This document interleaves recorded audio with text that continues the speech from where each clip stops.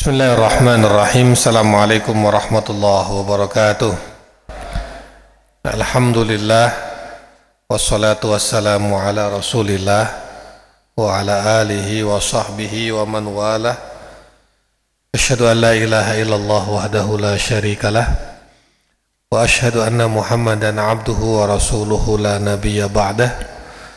Allahumma salli wa sallim wa barik ala sayyidina wa maulana Muhammadin wa ala alihi wa sahbihi ajma'in, amma ba'du. Kita akan bahas tentang konsep rizki.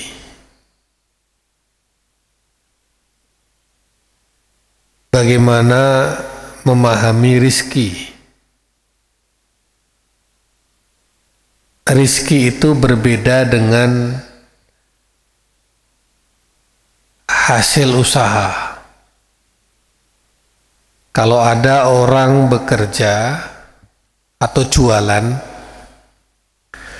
terus dia untung, itu namanya hasil usaha. Tetapi apakah hasil usaha itu akan menjadi rizki atau tidak, nanti dulu.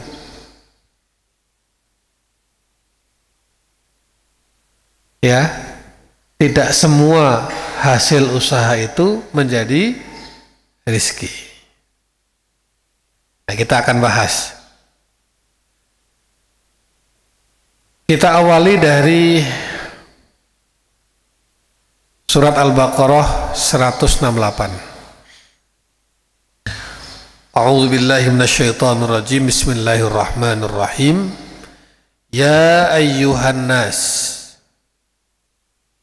kulu mimma fil ardi halalan thayyibah wa la tattabi'u khutuwatis syaitan innahu lakum aduwwum mubin. Wahai manusia, makanlah makanan yang baik dan halal.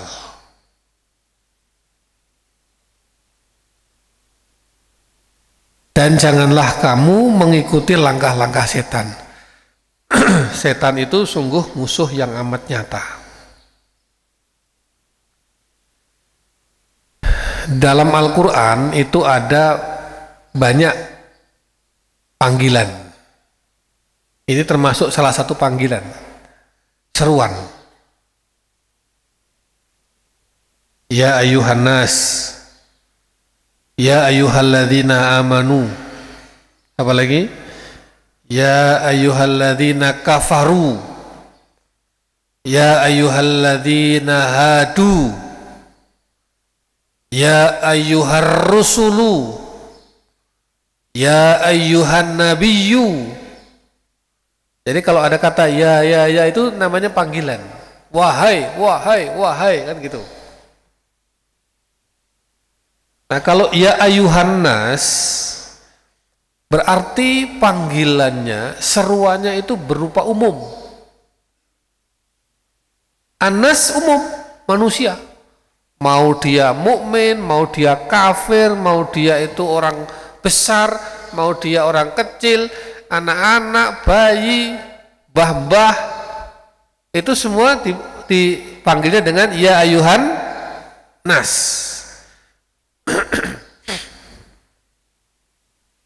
Kalau ya ayyuhalladzina amanu berarti tidak semua orang. Wahai orang-orang beriman, berarti orang-orang yang kafir enggak termasuk. Ya, atau ya ayyuhalladzina kafaru, hai orang-orang kafir. Oh, berarti orang-orang beriman nggak masuk. Kalau saya bilang wahai anak-anakku santri pondok modern Tazaka, ya semua, mau kelas 1, kelas 2, kelas 3 sampai kelas 6. Tapi kalau saya bilang wahai santri kelas 6, berarti kelas 5, kelas sampai kelas 1 nggak masuk. Wahai the next Ibnu Khaldun generation, nah misalnya, berarti kelas 5, kelas 4 3, 2, 1 nggak masuk. Jelas? Nah, ya ayuhan nas, wahai manusia umum semuanya, wabeh manusia, perintahnya apa? Kulu, makanlah makanan yang halalan thayyibah. Kepada semua orang perintahnya makan makanan yang halal dan yang baik. Al-Baqarah 168. Mari kita lihat ayat berikutnya. Nah, biar nyambung. 172. Ya ayyuhalladzina amanu. Beda apa sama dengan tadi? Beda. Kalau tadi ya ayyuhan nas, umum. Kalau ini ya ayyuhalladzina amanu, berarti enggak umum. Ini hanya orang-orang beriman saja. Apa perintahnya? Kulu min thayyibati ma razaqnakum washkuru lillahi in kuntum iyyahu ta'budun. Makanlah yang baik-baik. Kok halalnya nggak ada? Ayo. Halalnya kok nggak ada? Padahal tadi coba lihat, wahai manusia makanlah yang halal dan yang baik. Tapi wahai orang-orang beriman malah halalnya hilang. Oh, kalau begitu orang-orang beriman boleh makan yang haram. Begitu? Oh, enggak ada? Tidak begitu memahaminya. Orang-orang beriman itu tingkatannya di atas ya ayuhan nas. Ya ayuhan nas itu kelas 1. Pelajarannya umum. Kalau ya ayyuhalladzina amanu kelas 6, itu pelajarannya khusus. Kenapa kok nggak ada halalnya? Ya halal sudah tahu kan, itu pelajaran kelas 1, nggak perlu lagi disebutkan. Justru kelas 6 itu ya ayyuhalladzina amanu itu yang paling tinggi, itu sekarang ditekankan makanlah yang baik-baik. Maka aneh kalau ada orang mengaku beriman kok masih ragu, masih ribut, masih belum selesai dengan halal haram. Berarti dia turun kelas.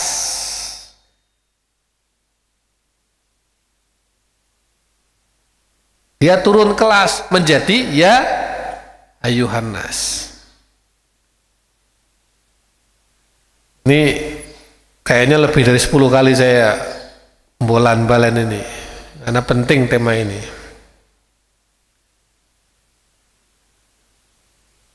Saya bertamu ke Nandu misalnya, ya, saya bertamu ke Mas Nandu, wah, nginep 2 hari di rumahnya. Kira-kira kalau saya bertamu nginep 2 hari itu disuguh makan apa enggak? Kira-kira aku nek bertamu nggonmu rong dino disuguh makan apa enggak? Disuguh. Oh. Tapi saya bilang ke dia, tolong nanti kalau nyuguh saya makanan jangan ada daging babi, jangan ada daging anjingnya. Omongan saya ini benar apa salah? Benar, tapi tidak perlu saya omongkan lagi kepada Nando. Kenapa? Karena saya nggak usah ngomong pun, karena ya ayyuhalladzina amanu, ya ayyuhalladzina amanu, karena kita sama-sama orang beriman, kita udah paham halal haram. Nggak mungkin dia, meskipun saya nggak ngomong, nggak mungkin dia akan nyuguhkan kepada saya ya makanan hidangan yang mengandung daging babi, daging anjing. Jadi perlu nggak saya ngomong itu tadi? Enggak perlu. Ya ayyuhalladzina amanu, Allah itu menyapa kita, perlu enggak menyantumkan halal lagi? Enggak perlu. Kenapa? Kan pelajarannya tadi sudah kelas 1 tadi. Ya ayyuhan nas.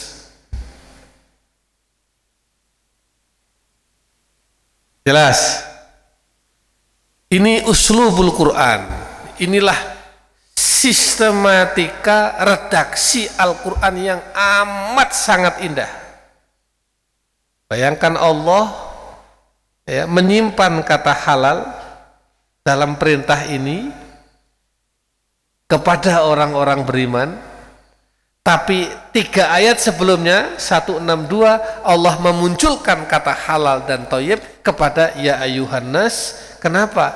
Karena ya ayyuhalladzina amanu dianggap sudah selesai dengan isu halal haram. 1 poin ya.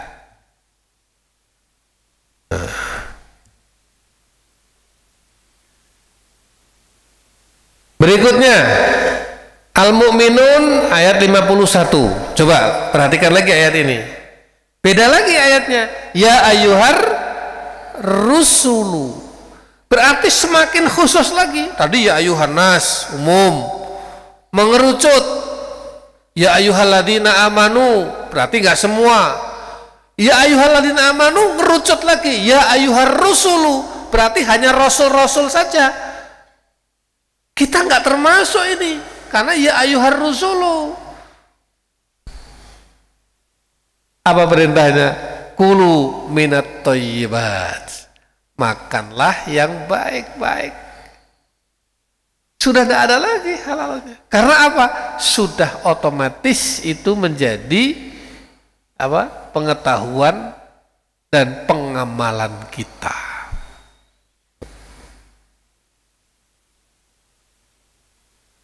Oke, Bapak Ibu sekalian yang dirahmati Allah, kalau halal haram ini kaitannya dengan benar dan salah. Ya, jadi kalau halal benar, haram salah. Titik, hitam putih. Ini halal, silahkan diminum. Ini haram, jangan diminum. Titik. Daging ayam halal, silahkan kau makan. Ikan paten, ikan gurame halal, silahkan kau makan. Apalagi tahu tempe halal, silahkan kau makan. Tapi begitu ini daging babi haram, daging anjing haram. Ini lagi banyak isu daging anjing ini. Ya. Katanya di dekat Solo apa mana itu banyak itu. Ya, hati-hati sekarang kalau masuk warung itu yang nggak jelas itu, hati-hati. Apalagi kalau makan kemudian lauknya daging itu harus hati-hati betul. Ya, jangan sampai naudzubillah summa naudzubillah kemudian kita secara sadar maupun nggak sadar, apalagi kalau sadar, naudzubillah, kita mengkonsumsi sesuatu yang haram. Itu baru dari sisi makanan. Ini halal haram ini benar salah, hitam putih titik. Ini boleh, ini nggak boleh. Daging babi itu kapak-kapak no yo haram. Mau diwacake Al-Fatihah ping 1000 tetap haram, nggak berubah. Ya. Wah, ini supaya dari haram menjadi halal, mari kita khataman Quran dulu. Nggak bisa. Kenapa? Karena yang haram adalah jenisnya, zatnya. Nih, haram itu ada dua. Ada haram karena jenisnya, zatnya, barangnya. babi itu haram karena barangnya tuh udah haram, mau dibolak-balik mau dikit tetap haram. Jadi yang pertama haram karena zatnya, karena jenisnya, karena barangnya itu memang oleh Allah dan Rasulnya dikatakan sebagai haram. Yang kedua, ada yang haram tapi bukan jenisnya, tetapi cara memperolehnya. Ana duit tiba, ada uang ya sak gepok dolar meneh utawa rupiah wis rasa dolar, abang sak gepok ya isine 100 abang kabeh berarti 10 juta toh, 10 juta duit tiba klep. Saya tahu itu jatuh dari tasnya ibu itu, jatuh tuh jatuh, tapi saya nggak ngasih tahu, nggak mengembalikan, justru saya ambil uang itu. Berarti uang itu haram. Haram karena apanya? Karena cara memperolehnya. Tapi kalau uang itu saya kembalikan lagi ke orang itu, haram atau enggak? Enggak. Jadi uangnya tidak haram. Yang haram adalah cara memperolehnya. Ini air putih ya. Ini saya minum. Emang aku mau urung ngombe mau. Halal toh? Halal. Jenisnya halal. Cara memperolehnya juga halal. Tapi kalau tanggal 5 Ramadan jam segini air putih halal apa enggak? Terus saya minum. Halal apa haram? Ya haram kalau lagi puasa. Kalau nggak ada uzur. Air putihnya halal. Kenapa? Loh, kamu kan nggak sakit, kamu nggak musafir, nggak ada udzur syar'i yang membuat kamu boleh nggak puasa. Kenapa kamu makan dan minum ketika puasa? Haram. Yang haram bukan airnya, karena air itu dikasihkan ke anak kecil, anak bayi menjadi halal. Jelas? Jadi ada berapa haram itu? Ada 2. 1 haram karena jenisnya, 2 haram karena kamu dagang, kamu jualan. Ada 2, bisa jadi daganganmu, jualanmu halal, barang yang dijual belikan, barang yang diperdagangkan halal, tapi cara berdagangnya bisa jadi haram. Jelas? Atau kedua-duanya, wes barang sing didol memang haram, ya toh? Ya berarti kapan-kapan jadi haram. Atau yang ketiga, jual belinya benar, jual untung, tapi yang dijual adalah barang haram.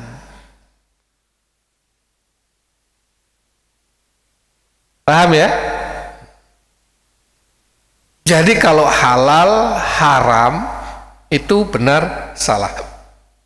Halal lakukan, haram jangan lakukan. Ini boleh, ini tidak boleh.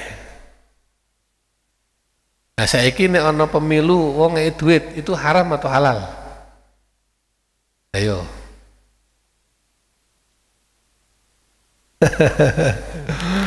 Kalau itu dimaksudkan untuk nyogok, haram, manipulatif. Jelas itu. Kalau dimaksudkan ini tak kayak aku milih aku, itu sudah haram sudah. Tapi uangnya haram enggak? Ya enggak.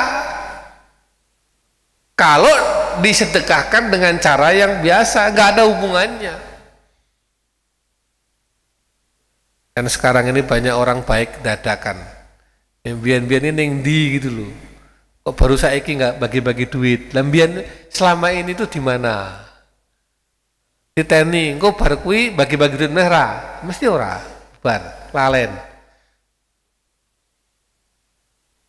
Saya kadang-kadang suka bohong kabeh, ngapusi kabeh.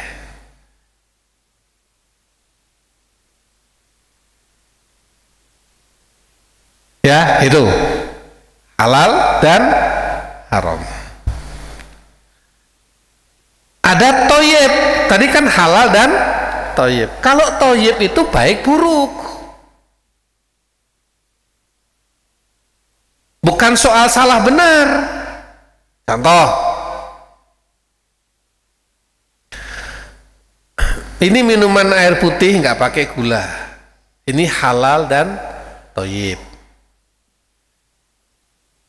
Kalau teh, isu-isu teh kayak gulane 2 sendok manis, itu halal dan toyib bagi saya. Mungkin bagi anak-anak ini masih tidak masalah, ini halal dan toyib.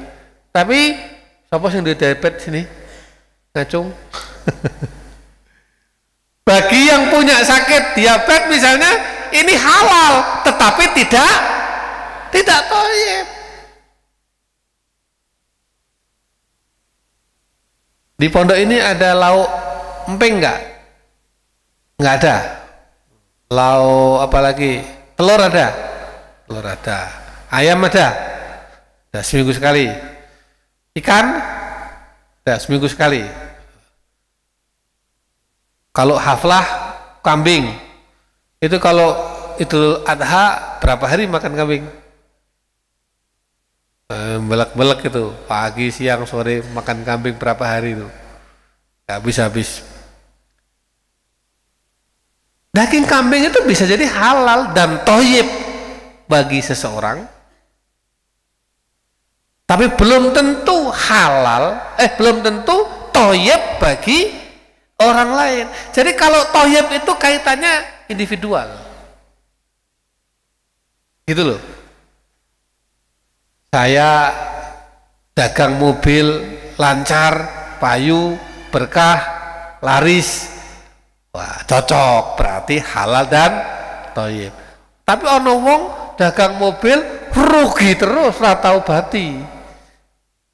Nah, mungkin nggak cocok dia kerja di jual beli mobil, pindah dia maklaran tanah, rugi terus, tidak hasil, akhirnya pindah lagi dia buka warung. Begitu buka warung, alhamdulillah laris, maju dagangannya. Nah ini cocok, baik bagi dia, halal dan toyib. Jelas ya bedanya halal dan toyib. Halal haram, haram bagi saya, haram bagi jenengan. Kalau itu haramnya adalah jenisnya, ya. Minuman keras itu bagi saya, bagi jenengan, bagi anak-anak, bagi siapa haram, titik, sudah. Daging babi itu bagi saya haram, bagi jenengan haram enggak? Haram. Bagi jenengan haram enggak? Haram, titik, sudah, sepakat, nggak ada perbedaan. Tapi kalau toyib belum tentu. Toyib bagi saya belum tentu toyib bagi jenengan. Toyib bagi jenengan belum tentu toyib bagi saya. Itu.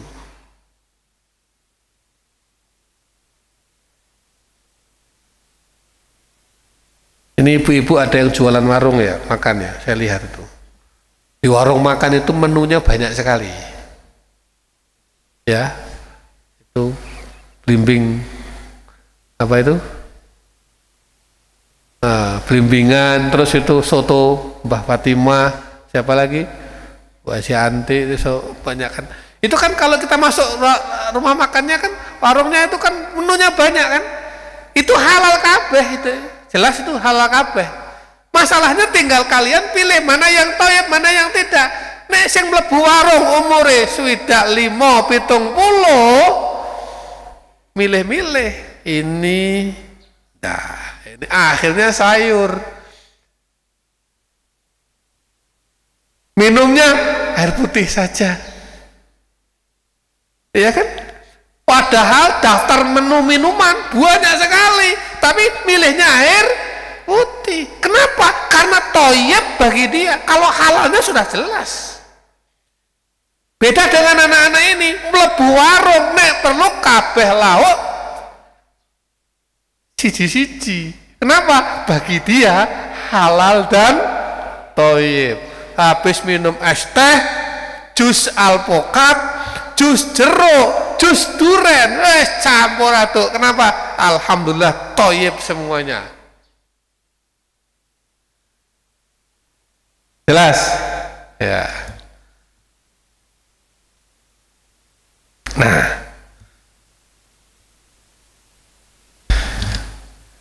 oleh karena itu manusia di dalam mencari rizki itu ada beberapa tingkatan. Tingkatan pertama, manusia yang kalau cari rizki itu ukurannya halal dulu. Cari rizki, cari makan, cari minum, cari penghidupan, yang penting halal. Halal ambil, haram buang. Haram jenisnya buang, haram cara memperolehnya buang. Clear. Ini yang halal. Sudah? Setelah halal, naik lagi. Ini sudah halal, dinaikkan dari halal statusnya menjadi halal plus toyib. Tadi waktu mau makan, ya, mau makan apa? Ini disuguh banyak, ada kambing, ada sate, ada gulai, ada tengkleng, ya, ada sayur, ada apalagi tempe, ada tahu. Silahkan, halal semua. Pilih saja tempe, pilih saja tahu, pilih saja sayur, ya kan? Itu toyib. Jadi halal plus toyib, bagus untuk kita, naik lagi statusnya. Tetapi itu pun belum cukup, naikkan lagi satu tingkat lagi supaya sempurna, namanya berkah. Namanya apa? Berkah. Sudah halal, sudah toyib, gimana menaikkan? Ya halal, ya toyib, naikkan satu tingkat lagi, berkah. Berdoa.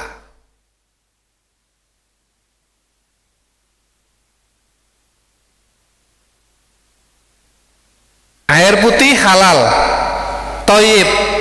Gimana supaya berkah? Berdoa. Aku dodolan nang warung, dodolanku halal, insya Allah toyib, ya cocok dodolanku. Tapi gimana supaya dodolanku jadi berkah? Berdoa. Zakatnya, infaknya, sedekahnya naikkan.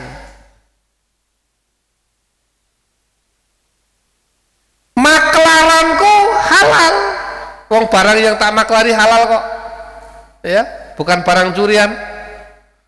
Kemudian cara aku memaklarkan juga halal, sesuai dengan tuntunan. Toyib, alhamdulillah, ini pekerjaan yang saya geluti dan menghasilkan, alhamdulillah. Gimana menaikkan supaya berkah? Tadi, ya, kalau mau kerja kita berdoa, mohon awali dengan sholat duha. Dapat rezeki, sedekahkan. Itu menaikkan status halal plus toyib, naikkan lagi statusnya halal plus toyib plus berkah. Kalian belajar halal dari nafkah-nafkah yang halal dari orang tuamu. Belajarnya pelajaran yang bagus-bagus semua, tafsir, hadis, fikih, usul fikih, bahasa Arab, matematika, kimia, fisika, dan pelajaran itu berguna bagimu, toyib, alhamdulillah. Ntar dulu, ini baru halal dan toyib aja. Gimana cara menaikkan statusnya menjadi berkah? Sebelum belajar berdoa, setelah belajar berdoa. Gampang kan? Untuk menaikkan status halal dan thayyib menjadi berkah, tinggal dikasih doa, dikasih hablum minallah, dikasih sholatnya, dikasih sunnah-sunnah, dikasih zakat, infak, sedekah, wakaf, dan lain sebagainya. Kalau kita sudah halal, rezeki kita, makanan kita, minuman kita, kehidupan kita sudah thayyib dan apalagi sempurna dengan mubarakan, keberkahan, maka itu berarti lengkap sudah ya status kehidupan kita di mata Allah dan Rasulnya. Jelas? Nah, Bapak Ibu sekalian yang dirahmati Allah, ini kalau halal haram itu biasanya akan berdampak di akhirat. Artinya barang siapa yang mengerjakan sesuatu yang haram, yang dilarang, nanti di akhirat ada balasannya. Tapi kalau thayyib itu ya dampaknya biasanya di dunia. Wis dikandani sampean ojo makan yang berlemak, kemudian jangan yang manis-manis ya. Ini jangan sementara hindari daging kambing dulu, apalagi nyate, tengkleng, gulai, gitu toh. Nah, dikandani ngeweng. Oh, halal kok, misalnya gitu. Oh, halal kok dilarang, makan dia. Apa yang terjadi? Masuk rumah sakit. Itu dampaknya di dunia. Nah, kalau mubarokan, berkah, itu dampaknya dunia dan di akhirat. Insya Allah dengan berkah itu hidup kita jadi jembar di dunia. Dan dengan berkah itu pasti di akhirat ada balasannya dari Allah Subhanahu wa ta'ala. Ini Bapak Ibu ya. Nah ini doa Nabi Nuh, ini dihafalkan. Bapak Ibu dihafalkan ya. Surat Al-Mu'minun ayat 29. A'udzubillahi minasyaitonirrajim. Bismillahirrahmanirrahim. Wa qur rabbi anzilni munzalan mubarakan wa anta khairul munzilin. Rabbi anzilni munzalan mubarakan wa anta khairul munzilin. Coba tirukan bersama-sama. Rabbi anzilni munzalan mubarakan wa anta khairul munzilin.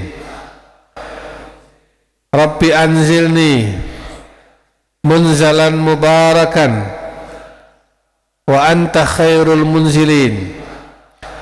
Rabbi anzilni munzalan mubarakan wa anta khairul munzilin. Ini doanya Nabi Nuh, doanya seorang nabi, seorang rasul, dan satu di antara sedikit nabi dan rasul yang mendapatkan kekhususan dari Allah Subhanahu wa ta'ala selain Nabi Ibrahim ya, Nabi Muhammad. Nabi Nuh ini istimewa. Apa doanya? Ya tadi, ya Allah, ya Tuhanku, tempatkanlah aku di tempat yang Engkau berkahi.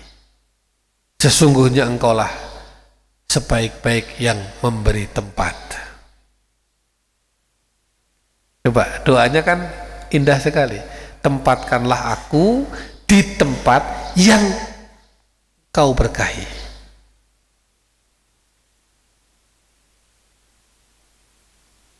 Ini oleh para ulama dan orang-orang terdahulu dijadikan wirid. Dan ini dibaca bagi orang-orang yang terutama melakukan perpindahan tempat.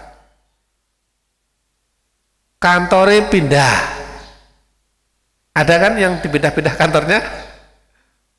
pindah antar kota, mungkin antar kecamatan ya, pindah lagi. Nah ini wiridnya, doanya.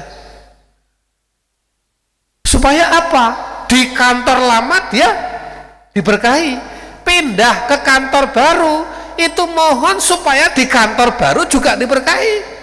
Kantor baru itu tempat yang diberkahi sehingga berkahnya ngintil. Jangan sampai di kantor lama mubarokan, di kantor lama mendapatkan keberkahan, di kantor baru berkah ketinggalan di kantor lama. Buka warung baru, mau nih warungnya siji, nih kok iki gawe cabang meneh dadi loro. Ini doanya. Atau dulu warung di sini berkembang, ternyata wah wis nggak cukup ini, ya kan? Pindah warungnya, pindah jualannya, pindah tempat. Nah ini supaya berkahnya ngikut ke tempat yang baru. Saya itu kayaknya di tempat yang lama itu berkahnya nggak turun-turun. Nah itu. Ya semoga di tempat yang baru berkahnya turun. Apalagi pindah rumah, apalagi pindah sekolah. Ini habis ini, wah dapat keberkahan anak-anak ini sekolah ini di sini. Selesai mondok, alumni masuk perguruan tinggi, kan ini beda-beda masuk perguruan tingginya. Ada yang ke UGM, ada yang ke UI, ada yang ke Al-Azhar Kairo, ada yang mungkin ke Ummul Qura, ada yang ke Inggris, ada yang ke mana-mana, ya toh? Ada yang ke PTS. Ini dibaca wirid ini supaya apa? Keberkahan di sini pindah tempat, berkahi ngintil, pindah. Di sini diberkahi, di sana diberkahi. Apalagi sekolah, dodolan, pindah kantor, apalagi bu? Contoh lain apalagi misalnya pindah pekerjaan, ya ini semuanya. Rabbi anzilni munzalan mubarakan wa anta khairul munzilin.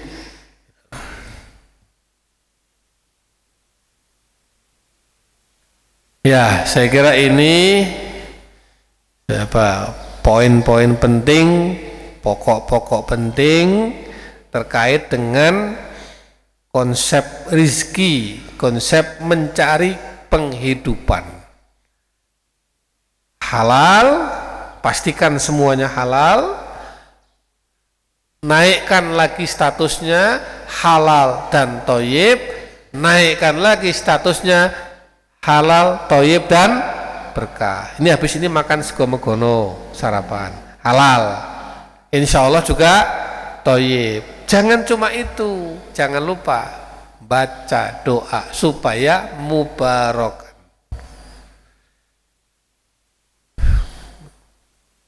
Tapi yang terjadi saking enaknya sego megono, sedapnya sama tempe itu mau makannya kelalen, nggak kimutan berdoa, wah buka gitu kan.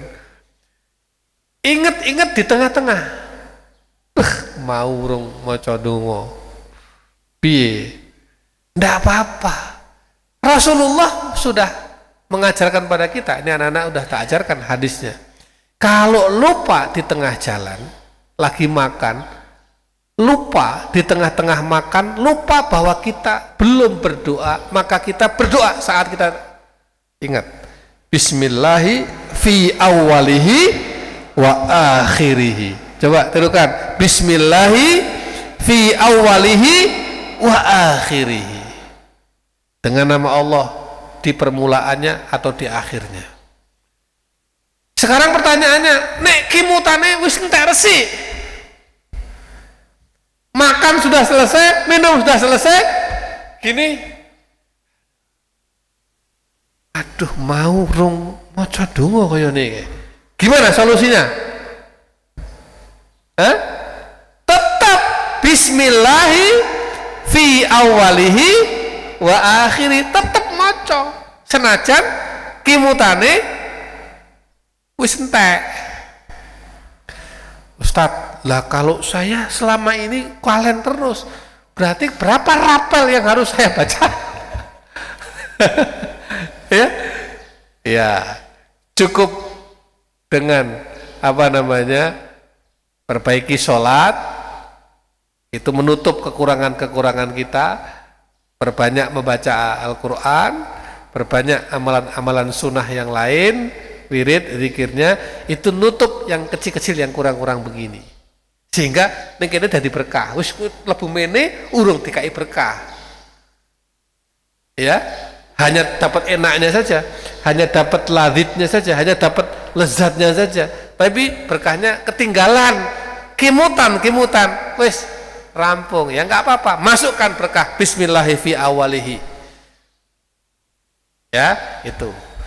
Jadi gitu saya kira, dan mari kita tutup dengan berdoa, mudah-mudahan Allah Subhanahu wa taala memberkahi kita semuanya. Al-Fatihah.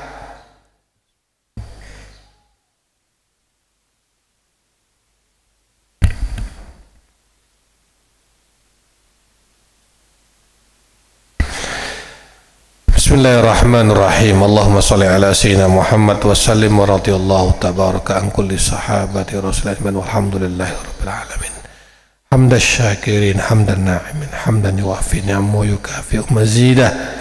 Ya Rabbana lakal hamdu kama yanbaghi li jalali wajhikal karim wa 'azimi sultanik. Allahumma ighfir lana wa liwalidina warhamhum kama rabbawna shighara. للمسلمين والمسلمات والمؤمنين والمؤمنات الأحياء منهم والأموات إنك السميع قريب مجيب الدعوات يا قاضي الحاجات ربنا أنزلنا منزلا مباركا وأنت خير المنزلين ربنا أنزلنا منزلا مباركا وأنت خير المنزلين ربنا أنزلنا منزلا مباركا وأنت خير المنزلين اللهم أنزل علينا رحماتك وبركاتك وتجلياتك تكفي لنا حاجاتنا في الدنيا والآخرة اللهم انفعنا بما علمتنا وعلمنا ما ينفعنا وارزقنا علوما تنفعنا في الدين والدنيا والآخرة ربنا لا تزغ قلوبنا بعد إذ هديتنا وهب لنا من لدنك رحمة إنك أنت الوهاب نسأل الله العظيم رب العرش العظيم أن تشفينا وتعافينا اللهم اشفنا واشفي مرضانا ومرضى المسلمين أنت الشافي لا شفاء إلا شفاؤك شفاء لا يغادر سقما ولا ألما ربنا اصرف عنا السوء بما شئت وكيف شئت إنك على ما تشاء قدير ربنا آتنا من لدنك رحمة وهيئ لنا من أمرنا رشدا اللهم بارك لنا في أرضنا وبارك لنا في أوطاننا وبارك لنا في جهادنا وكفاحنا وبارك لنا في أعمالنا وبارك لنا في أرزاقنا وأموالنا وبارك لنا في أبنائنا وطلابنا وبارك لنا في آمالنا وبارك لنا في كل حالنا إنك أنت الرؤوف الرحيم ربنا آتنا في الدنيا حسنة وفي الآخرة حسنة وقنا عذاب النار وادخلنا الجنة مع الأبرار يا عزيز يا غفار يا رب العالمين وصلى الله على سيدنا محمد وعلى آله وصحبه وبارك وسلم والحمد لله رب العالمين. الفاتحة. بسم الله.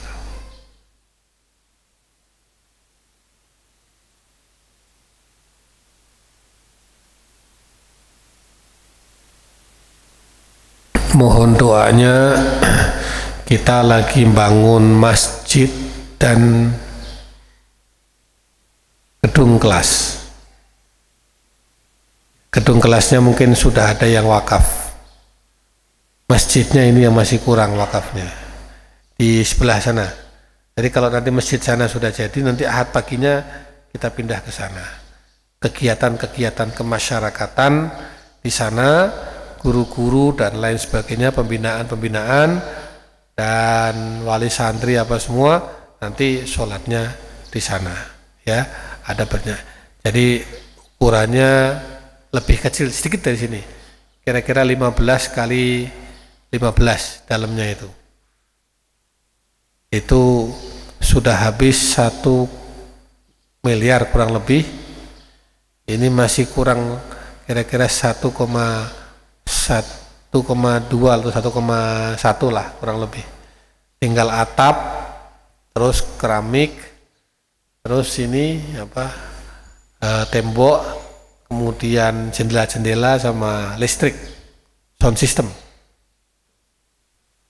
Sound systemnya sudah ada yang wakaf, tinggal listriknya dan lain sebagainya. Silahkan kalau nanti Bapak Ibu ada rezeki mau wakaf untuk masjid itu ya, insya Allah itu menjadi pahala yang akan abadi terus menerus. Aqulu qouli hadza wa astaghfirullahal azim li wa lakum. Wassalamualaikum warahmatullahi wabarakatuh.